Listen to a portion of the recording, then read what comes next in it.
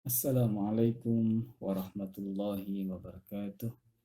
Alhamdulillah wassalatu wassalamu ala Rasulillah wa ala alihi wa ashabihi wa mawala amma ba'd.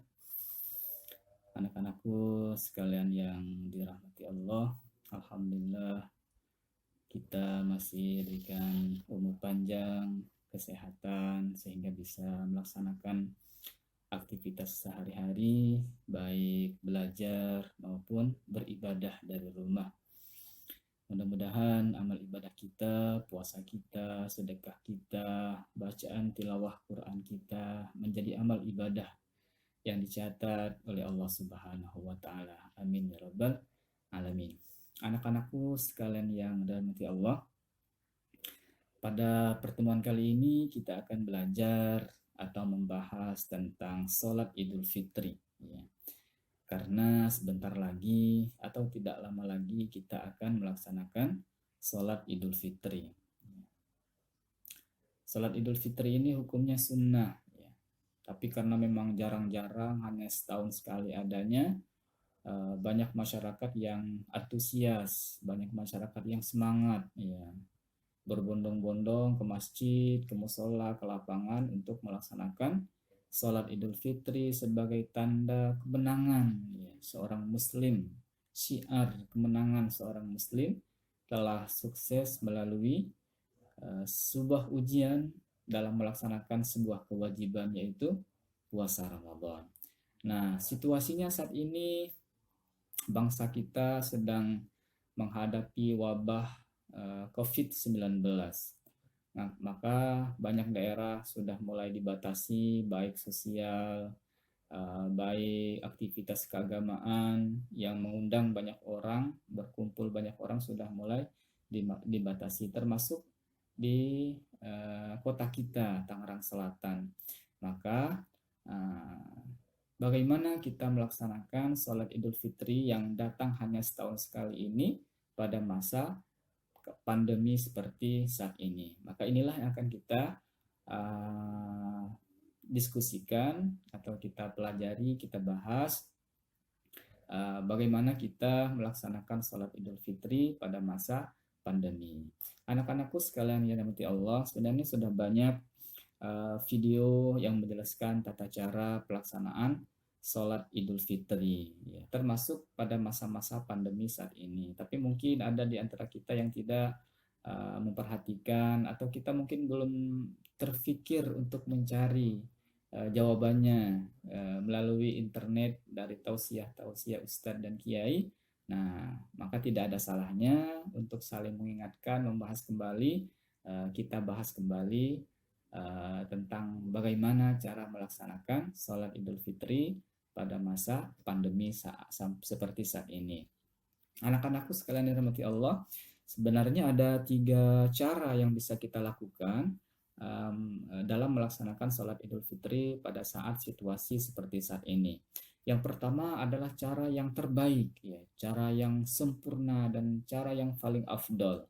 Nah, kalau bisa kita berusaha bagaimana sholat Idul Fitri tahun ini tetap yang sempurna, tetap yang terbaik dan paling afdal. Bagaimana penjelasannya nanti akan kita bahas. Yang kedua, cara yang bisa kita pilih cara yang kedua. Kalau tidak bisa yang sempurna, tidak bisa yang paling afdal, kita cari cara yang pertengahan, yang mendekati sempurna. Tidak bisa juga, nah baru kita cari cara yang ketiga, cari cara yang paling sederhana dan bisa dikatakan semampu kita, tapi tetap itu sebuah ibadah yang bernilai pahala tinggi di sisi Allah Subhanahu wa taala. Nah, anak-anakku sekalian mati Allah, cara yang pertama yang Ustaz sebutkan tadi adalah cara yang terbaik, cara yang sempurna dan paling afdal, ya, yaitu melakukan sholat Idul Fitri sebagaimana kita melakukan sholat Idul Fitri pada tahun-tahun sebelumnya. Nah, yaitu datang ke masjid, datang ke musola, kemudian ke lapangan dan sebagainya. Tapi kan sekarang tidak mungkin. Masalah tempat kita tidak mungkin, tapi cara melaksanakannya sangat mungkin. Apa maksudnya, Ustaz? Dilakukan secara berjamaah dan dilengkapi dengan khutbah. Tapi tempat pelaksanaannya di rumah. Nah, inilah cara yang paling afdol, yang paling sempurna, yang sangat mungkin kita lakukan pada masa pandemi ini. Nah, Nanti dibagi tugas di dalam rumah, di keluarga kita. Bisa ayah jadi imam sekaligus khotibnya, bisa ananda jadi imam, ayah jadi khotibnya. Kalau ada kakek di sana minta tolong kakek, kalau ada paman minta tolong paman, kalau ada abang minta tolong abang. Jadi dibagi tugas agar kita bisa melaksanakan ibadah sholat Idul Fitri yang hanya momentumnya setahun sekali ini dengan cara yang paling afdol, dengan cara yang paling terbaik, dengan cara yang paling sempurna. Itu sangat mungkin. Nah, oke. Nah, itu cara yang pertama. Jadi dilakukan secara berjamaah dengan ada penyampaian khutbah sebagaimana sholat Idul Fitri yang kita lakukan di masjid atau di lapangan pada tahun-tahun sebelumnya, hanya saja tempatnya di rumah. Itu sangat sangat mungkin untuk kita lakukan. Nah, cara yang kedua, kalau kita yang paling sempurna, yang paling afdol tidak bisa kita lakukan, kita pilih cara yang kedua. Cara yang kedua adalah cara pertengahan. Nah, mendekati sempurna. Maksudnya bagaimana, Ustadz? Nah, itu dilakukan dengan secara berjamaah dengan anggota keluarga inti di rumah tanpa khutbah. Jadi bisa saja ananda jadi imamnya atau ayah jadi imamnya. Setelah sholat selesai, tidak perlu ada khutbah. Kalau memang di keluarga kita tidak ada yang siap menjadi khotib. Tapi kan khutbahnya sangat sangat mudah dan bisa dibaca, tidak perlu dihafal. Tinggal nanti ditulis di dalam secari kertas, tinggal dibaca. Poin-poinnya apa, rukun-rukunnya apa, tidak banyak. Itu bacaan-bacaan yang biasa kita baca. Misalnya Alhamdulillahirabbil alamin, kemudian baca salawat, kemudian tausiah takwa, kemudian baca ayat, kemudian nasihat sedikit, tutup dengan Assalamualaikum warahmatullahi wabarakatuh. Nah, itu sudah selesai untuk khutbah. Jadi khutbahnya pun cari cara khutbah yang paling simple, paling sederhana, yang memungkinkan untuk kita lakukan demi mendapatkan pahala yang sempurna. Tapi kalaupun tidak bisa, nah kita cari yang cara yang kedua, yaitu dilakukan secara berjamaah tanpa ada penyampaian khutbah. Oke. Nah, cara yang ketiga adalah cara yang paling sederhana atau bisa juga dikatakan semampu kita. Ya, Ustadz, ayah saya misalnya nggak mau jadi imam, ayah saya belum pede, atau ayah saya belum baca Al-Qur'annya belum bagus banget. Ya udah, kamu jadi imam. Nah, Ustadz, saya juga belum pede kalau depan orang tua, depan paman saya, depan abang saya. Nah, ya udah, berarti cara yang ketiga yang kita lakukan kalau sudah tidak ada imam yang bisa memimpin sholat Idul Fitri. Ya. Bagaimana caranya? Yaitu dilakukan sendiri-sendiri di kamar masing-masing. Tapi kan sayang kalau kita ada dalam satu ruangan tapi tidak dilakukan secara berjamaah, sayang banget.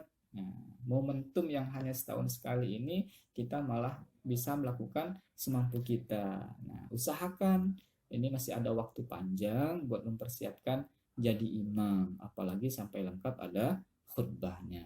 Ya.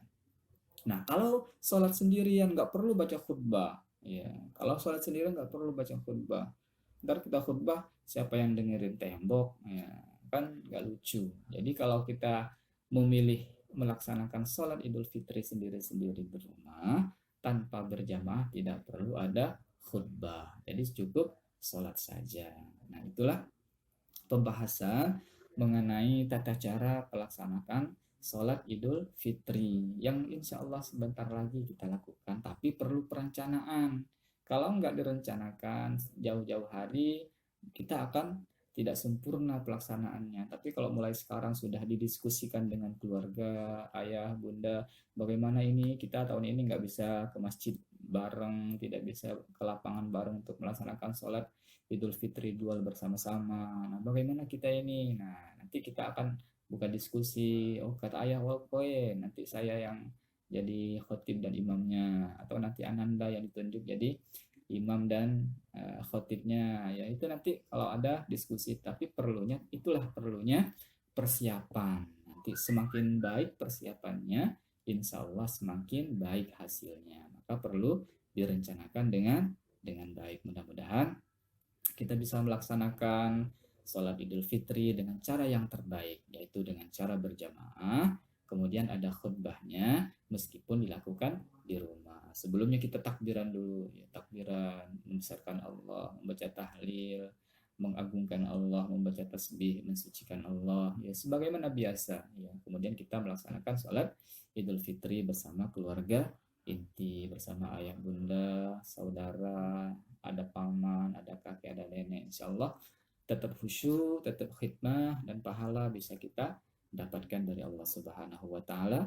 Jangan lewatkan momentum setahun sekali ini, ya. Allah sudah memberikan kemudahan kita untuk melaksanakannya, tinggal bagaimana cara kita mempersiapkan dan sesuai dengan kemampuan kita masing-masing. Nah, nanti kalau ada pertanyaan terkait dengan penjelasan tentang tata cara pelaksanaan sholat Idul Fitri khususnya dalam masa pandemi COVID-19, bisa Jafri Ustadz, kemudian tugasnya juga nanti akan disampaikan melalui WA. Terima kasih anak-anakku, tetap semangat belajar dari rumah, beribadah di rumah, bekerja dari rumah, ya di rumah aja. Mudah-mudahan kita dengan cepat melewati masa-masa sulit ini, ya semuanya bisa bekerja secara normal, bersosialisasi dengan normal, kemudian beraktivitas melaksanakan kegiatan-kegiatan ibadah dengan normal kembali. Mudah-mudahan kita semuanya, keluarga kita, bangsa kita senantiasa dalam lindungan Allah Subhanahu wa Ta'ala. Terima kasih. Mohon maaf jika ada yang benar itu semata-mata datang dari Allah. Kalau ada yang salah itu kesalahan Ustaz sendiri. Taqabbalallahu minna wa minkum. Wassalamualaikum warahmatullahi wabarakatuh.